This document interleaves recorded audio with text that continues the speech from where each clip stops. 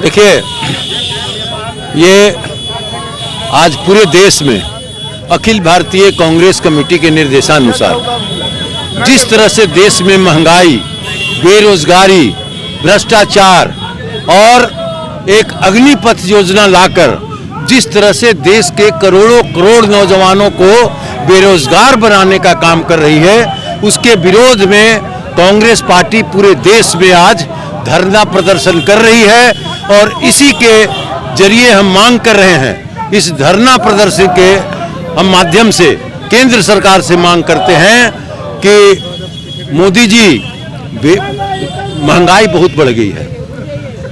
अब आप जब 50 रुपये 45 रुपये पेट्रोल था तो आप डाइन का उदाहरण देके आप कांग्रेस पार्टी को घेरते थे।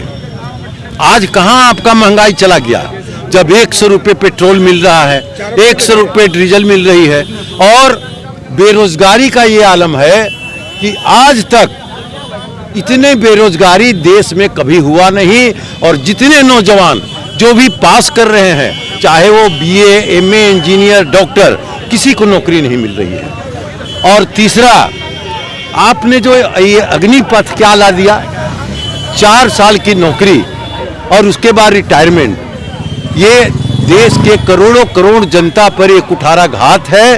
और यहाँ के पूरे देश के नौजवान बेकार हो गए हैं। हम लोग उसी के खिलाफ में आज धरना प्रदर्शन के माध्यम से और आपके माध्यम से हम केंद्र सरकार से मांग करते हैं कि अविलंब महंगाई पे काबू कीजिए, बेरोजगारों को रोजगार दीजिए, अग्निपथ जैसे कार्यक्रम को वापस लीजिए और देश में जो रोज लोकतंत्र की हत्या हो रही है उस पे अंकुश लगाइए। महंगाई के खिलाफ में, बेरोजगारियों के सवाल पर और खाद्य पदार्थ में खास करके जो जीएसटी लगाया है और साथ ही साथ अग्निपथ के माध्यम से अग्निवीर जो बनाने का योजना सरकार का है, ये सारा मुद्दा को लेकर आदरणीय नेता राहुल गांधी और आदरणीय हमारे राष्ट्रीय अध्यक्ष सोनिया गांधी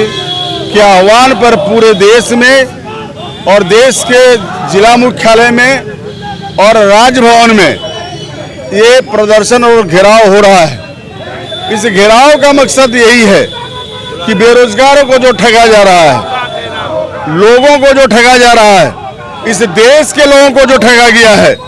नरेंद्र मोदी अपने मुंह से कहते 15 लाख रुपए के एक आदमी के खाता में जमा करेंगे।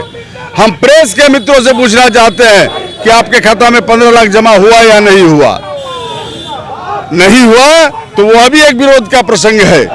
उन्होंने कहा था यह बात, हर साल 2 करोड़ लोगों को हम रोजगार देने का काम करेंगे। क्या आपके बेटा का, आपके भाई को नौकरी मिला कि नहीं मिला? अगर नहीं मिला तो आपकी भी नैतिक जिम्मेदारी है क्या ये कदम से कदम मिलाकर इस जो भ्रष्टाचार और झूठी सरकार, जो जुमलाबाजी सरकार है और जुमलाबाजी सरकार के जो नेता है उसके विरोध में आइए। देश को बचाना है, संविधान को बचाना है। संविधान बचेगा तब आपका देश बचेगा। ये लड़ाई सोनिया गांधी, राहुल गांधी को बचाने के लिए नहीं है। लोग ये जो हैं जो अंधभक्त लोग ये बात कहते हैं कि ये लोग गांधी परिवार के पीछे क्यों पड़े हुए हैं, ये देश के लिए हम लोग पड़े हुए हैं। देश को बचाना है, देश को जो जिस तरह से समृद्ध था देश का अपना एक पहचान था पूरा विश्व में, आज सारा चीज को बेच दिया गया, रेल को बेच दिया गया, सेल को बेच दिया गया, यहाँ तक कि एयरपोर्ट को बेच दिया गया, एरोप्लेन को बेच दिया गया, रेलवे का वैगन को बेच दिया गया और कोयला का खदानों को बेच दिया गया आउटसोर्सिंग के माध्यम से। इस आउटसोर्सिंग के माध्यम से बेचने से क्या नुकसान हुआ कि लाखों मजदूर बेरोजगार हो गए। ये बेरोजगारी पैदा करने वाला नरेंद्र मोदी है, अमित शाह है, भारतीय जनता पार्टी नीति की सरकार है। हम लोग इसके खिलाफ में हैं। हम लोग चाहते हैं कि यहाँ के बेरोजगारों को रोजगार मिलना चाहिए, जीएसटी कम से कम खाद्य पदार्थ में कम होना चाहिए। आरोप है कि जब हम इस मतलब ईडी की कार्रवाई चल रही है सोनिया राहुल के खिलाफ, तो कांग्रेस जो है जानबूझ के प्रोपेगेंडा जो है फैला रही है। नो, आज का हमारा ईडी का कोई प्रोपोगेंडा नहीं है।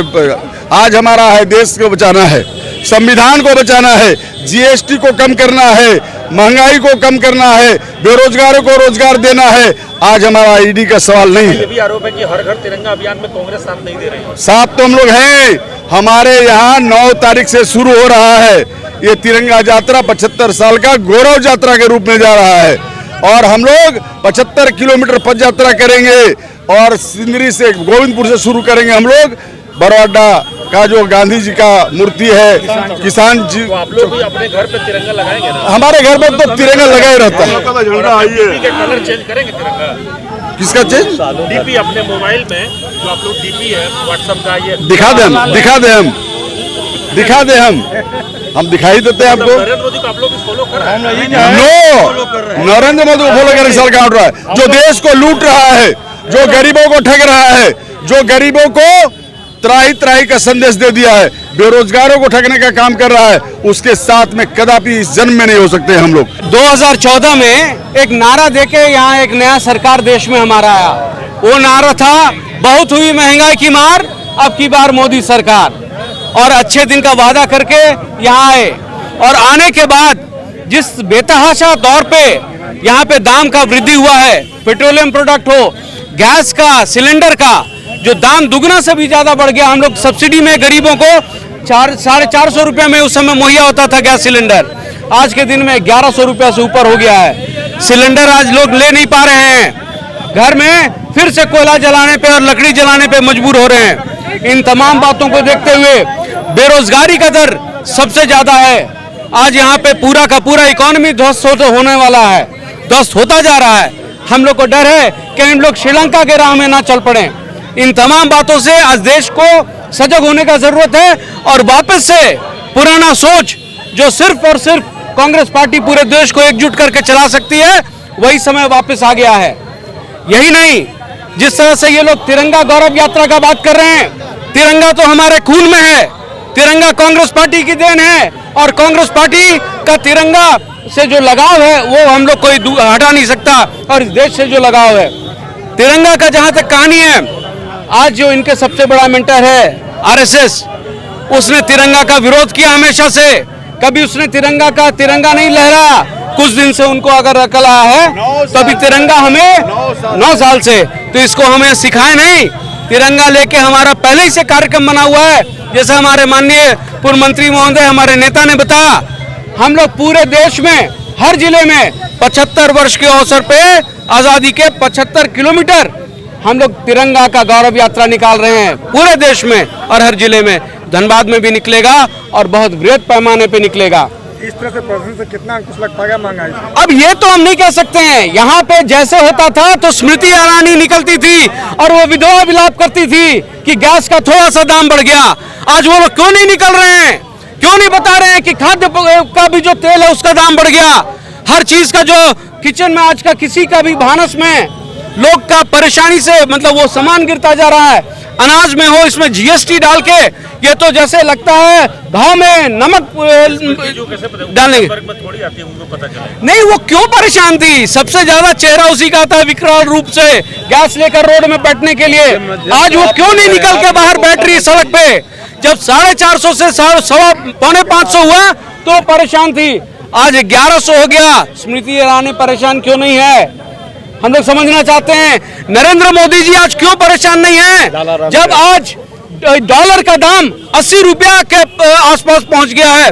जब वो 70 था तो बहुत परेशान थे कि हमारा देश का साख गिर रहा है, हमारा देश का मर्यादा गिर रहा है, हमारे देश का इज्जत गिर रहा है। वो कह रहे थे कि जैसे जैसे रुपया का दाम कम हो रहा है वैसे वैसे हमारा सम्मान और इज्जत पूरे इंटरनेशनल मार्केट में गिर रहा है, और प्रधानमंत्री ऐसा हमारा करा रहे हैं। आज वो उसके बारे में क्यों बोलने को राजी नहीं है? मोदी जी बताएं 70 से 80 कैसे पहुंच गया, क्यों पहुंच गया? वो हमारे रुपया और हमारे देश का मर्यादा रखने में सक्षम क्यों नहीं है? आज पूरा इकोनॉमी ध्वस्त हो गया है। आज का मैंने बेतहाशा जितना बेरोजगारी है वो कभी आज से आजादी के बाद नहीं हुआ है। इस बेरोजगारी के लिए युवा परेशान है, कैसे उसके बारे में आप राहत देने वाले हैं, उसके बारे में बात करना होगा। भाजपा इसको अमृतकाल उत्सव मना रही है, इसी में अमृतकाल उत्सव तो हमारे जितने स्वतंत्रता सेनानी हैं उनके वजह से आज हम लोग मना रहे हैं।